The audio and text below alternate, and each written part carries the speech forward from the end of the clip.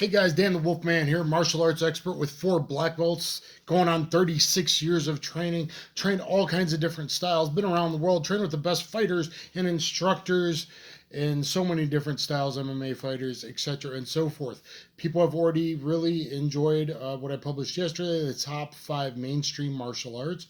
Upcoming will be the top 5 obscure martial arts, and now we're going to do the top 5 most controversial martial arts.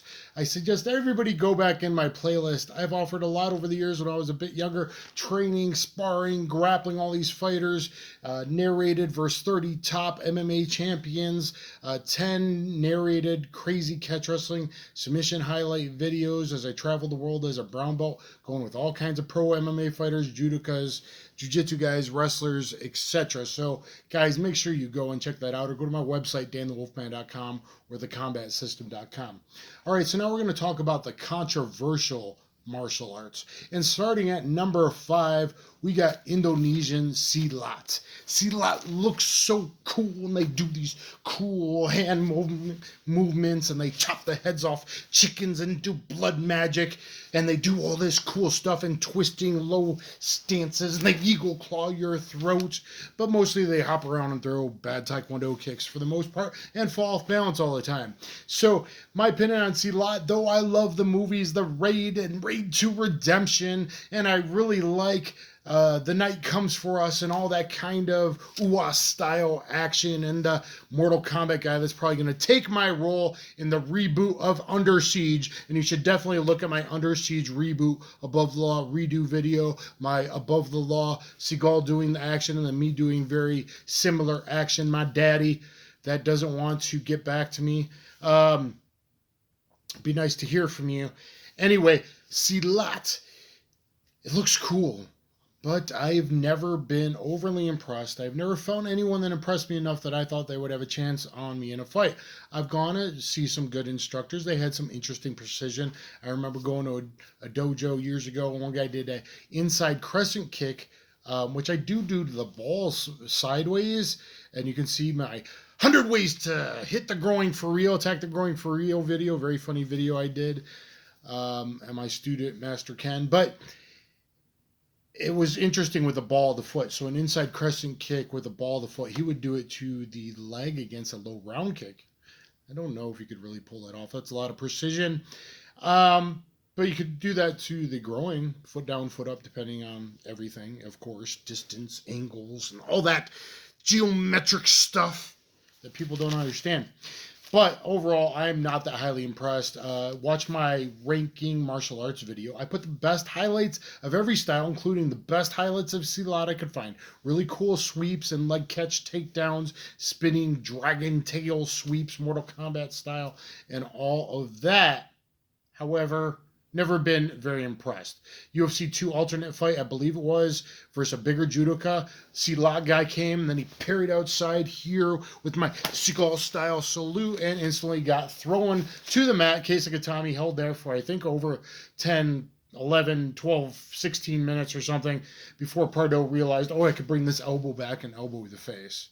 So he just controlled him forever. But he wasn't getting arm locked. So Pardo was trying the Udigarami with the legs, and he didn't get arm locked. So as I do say, obscure styles are good to dabble in a little bit because you may gain sensitivity. So coming up number 4, that was a little preview there. Coming up number 4 is Wing Chun. If you want to learn what is actually applicable from Wing Chun, you could watch my video on the actually applicable techniques of Wing Chun that actually work. So Wing Chun, have I dabbled in it? Yes, in fact, I was the first person to do a more JKD style, straight blast, or in Wing Chun, chain punch technique in high-level MMA versus longtime Pancrase champion Yuki Kondo back in 2000, who then, immediately after that, basically 2 fights later, fought Tito Ortiz for the UFC light heavyweight strap. So I started the fight with them, and he talked about it a year later in SRS magazine and talked about how that is. Now, Wing Chun, unfortunately, looks really cool in the Ip Man movies, all right? But can you really use it? Well, very, very few people can, and the only ones that have been successful in low-level fights very low level fights are the guys that went with forward pressure. Wing Chunners become trappy, happy, and even Anderson Silva himself, who I was at Black House with for a while, even Anderson Silva himself, and I got pictures doing it in front of the Wing Chun dummy, and I stopped a press conference doing Chisao with Anderson Silva. You can find that video, and Big Country Roy Nelson as well. But Chunners become trappy, happy. Meaning the real purpose of Wing Chun is forward pressure. You're trapping just to clear the path to hit. Okay, so look at my videos. I got a couple videos on Master Wong. And Master Wong recently has liked 2 of my comments from years ago. So he's like going through his old comments. It seems like he's liked my comments. I said, buy me some dim sum and beer because you stole my crazy leg lock video. He made one that was very similar to one of my videos. Round kick catch to leg lock video. So look at my actually applicable Wing Chun. Can most people fight with it? No. The reason why is because Wing Chun focuses on the in-between range just before clinch, and guess what? That's the easiest range to crash through. Most fighting happens outside, even with sticks, even with kicks. Most is at a longer distance, and then boom, they crash into the clinch. Even you're not supposed to clinch. Boxers clinch all the time. Street fights, punch, oh my God, he hit me good, headlock, clinch. Clinches happen. And therefore, Wing Chun is not that applicable because it's easiest range to crash through. Can you get a little bit from it? Yes, I trained with a high-level Wing Chun instructor, a math professor, very intelligent guy who had trained Wing Chun, and I did go to one seminar with Amin Bastepi, but that's another controversial topic. He was highly skilled, very fast, good reflexes, very strong, and had good Greco-Roman skills. We did a little bit of pummeling. All right, going on to number 3, Aikido. The haters out there don't like the way I pronounce it, Aikido, because I just use the regular terminology. Aikido. What's the difference, people? Anyway, Aikido. I've gone back and forth with that certain person, haven't I? Haven't I gone back and forth? Rokas Leonavicius. Yes, I have.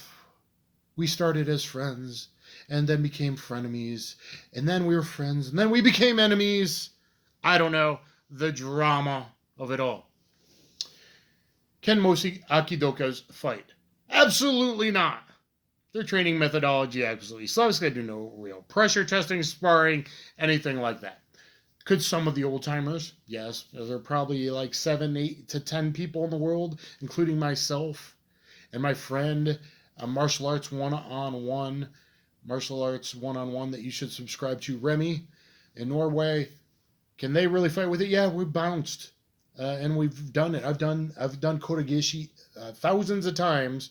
Like 1,000 times in bars and a bus and other instances when I was bouncing, or even just a person grabs my shirt and stuff like that. Put them on their toes, didn't throw them all the way, didn't look all cool, but get them on the toes, say, hey, stop that.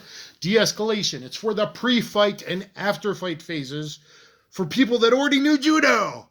Aikido is for the pre-fight and after-fight phases. It's for love, peace, and harmony. No, I'm just joking. It was wartime badasses that were drinking and fighting other people back in the day, and all this revisionist peace, love, harmony stuff from the 70s on and from the sun. That goes out the window.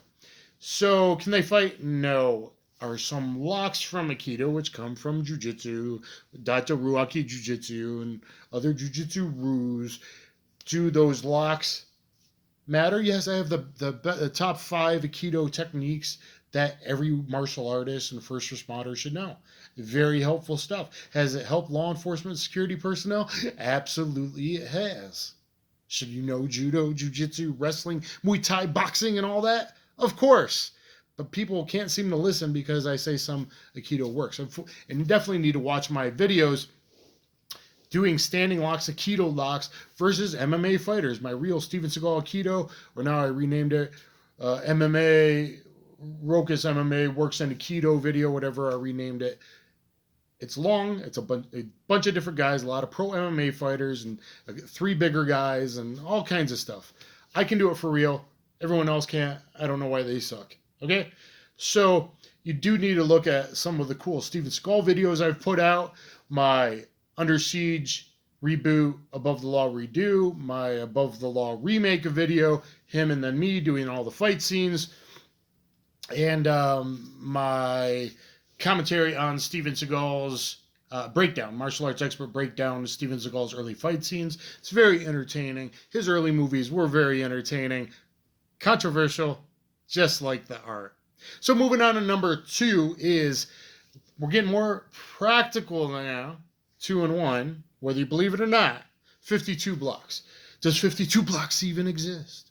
I don't know. Dan the Wolfman has an entire 52 blocks playlist. I put one out every year, and because of the light pigmentation of my skin, apparently I don't get the followers of people that I would beat the brakes off of in 20 seconds.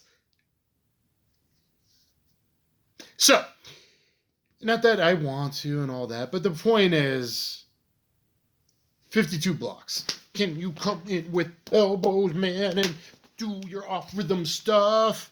Did you see Yo Romero doing some of it? Did you see Rashad Evans trained a little bit? Look at my interview with Rashad. 52 blocks. Even maybe Anderson Silva a bit, though maybe more of that was Wing Chun JKD, Filipino Panatukan influence. You know, but he watches videos too of all those crazy black guys in New York parks. Joe Rogan, that I rolled with for 2 years. How come I got a 52 series and Joe Rogan says it's all these fake black guys in New York parks? I don't know. Maybe they're not all fake. Maybe some have been in prison, had some stuff handed down to them, and stuff like that. Is it Jailhouse Rock? Are there different styles between New York and down south Louisiana? And what about Detroit? And what about LA? More on the East Coast? And yeah, okay. So look at my entire 52 block series. I have I think I got through block 37 or 40, something like that. Have not completed the series. Not sure if I ever will. Just didn't get the views. But practical for in-fighting stuff, reality, people. Look at my second secret set video, my first set and second secret set video, where I really get real about it. So 52 blocks. Are there charlatans just like catch wrestling? Absolutely. Is there some reality to it? Go check out my playlist. And coming in at number 1 of the most controversial martial art of them all, the wet noodle martial art of Systema. You don't think there's power? People don't believe in a deep hit until I hit them? Maybe you should look at my Combatives in Street Jiu-Jitsu highlights from my DVDs, and look at my Combatives in Street Jiu-Jitsu seminar highlights. And what do I use for warming up? What kind of drills do I use for warming up? And then look at me punching people that are MMA at an MMA gym and Jiu-Jitsu gym and Muay Thai that are used to taking hits, and they're saying, wow, it stays there 10, 15, 20 seconds later, deep within inside them, versus a typical boxing style punch hurts and then it's gone unless you happen to hit the liver. Pretty much. Maybe a kidney shot a little bit. But loose, non-telegraphic. Be loose and flowy, my friend. Didn't it Conor McGregor loose and flowy? Maybe Lyoto Machida and Anderson Silva a little bit too. Loose and flowy, non-telegraphic. Even Bruce Lee talked about that, right? Well, these are important concepts. Systema means the system. And people think most of them can't fight because the videos look bad and some of them can't fight. But a high-level person, because I felt it, is different. And so it's very controversial. Someone like me that has a background, it's like a PhD master thesis class, though. It's a higher level of learning motion and biomechanics, efficiency. In fact, guys like Samurai Project that teach how to draw with no extra movement from appendix to get that 1 second hit. I can't do it. I'm a 1.52, 1.6 kind of guy if I'm not training every day with the same rig. I'm a little slow, I guess. Getting older, whatever. But maybe someday I'll keep getting faster. But about efficiency. And now you hear some of the different instructors in the firearms world being more Systema-like. And some fighters like in MMA, Conor McGregor, loose and flowy, plain touch button the bark, Systema-like. So Can most Systema, I went to a big seminar, Vladimir Vasiliev. I think he's a true master because I think he has true precision. If all he had was the precision of random people coming at him, and there are a few clips where a couple different guys come at him with knives and stuff, and his precision, or George Pogasic that I trained with, his precision and power, immense power, is quite amazing. So Systema is highly controversial. This video is obviously a lot longer than the other two because, well, controversy sells, baby. So, does it look like wet noodle men that would just flop down? Yeah. Would some of them flop down? Yeah. Would some of the instructors suck? Yeah. Some of the people making videos suck? Yeah. Can I tell a difference between the suck videos and the true masters over in Russia? Or Vladimir? Or yes, chunky Santa Claus Mikhail that drops people? Oh, they're just faking. Do you think I'm just faking when I take that hit from Vladimir? You can see Vladimir hit me. I was taking his hits better than he probably expected because I was used to taking hits from George. And, fighting MMA forever, right? I can take hits better. I'm tougher than the average man. At least in the realm of hand-to-hand combat. So, the one hit he gave me was, it didn't drop me to my knees, but it hurt. And it hurt for a long time, and it stayed with me. There is a difference in deepness and relaxing and how to breathe and take it. So you should watch my 2 MMA versus Systema videos. One's a little more like bare knuckle style boxing and stuff, and you do see some 52 in there. And then the other one is when I visited a fight camp that used to be a big fight gym, and it happened to be smaller guys. They had changed ownership with some good fighters. So look at my MMA versus Systema 2. One of them, was a champion and fights and won and stuff like that. And the other one was a champion and stuff like that. So look at my MMA versus Systema videos. And then I have a Systema compilation video of mine, which is more the self-defense stuff and the way that I can move and hit loose and whippy like Igor Vovchanchin and Fedor Emelianenko and stuff like that. So for the guy with experience, it can be a masterclass. It can help you understand biomechanics and movement. It can make your jiu-jitsu better. I'm a jiu-jitsu black belt. There's one in Germany that's also a Systema practitioner. He makes videos that are very Systema-like, and he just calls them jiu-jitsu, like some stuff I have to do, because if you say Systema, all the haters online that have never trained anything and have no real-world experience, hop down there in the comments. You young people with all your opinions thinking they matter with absolutely no training and no life experience. Have you been in real fights and thousands of altercations like I have, faced multiple opponents and weapons? Have you gotten my Combative and Street Jiu-Jitsu DVD on BJJ Fanatics 4.5 hours long? Have you liked it? Have you subscribed? Get on it!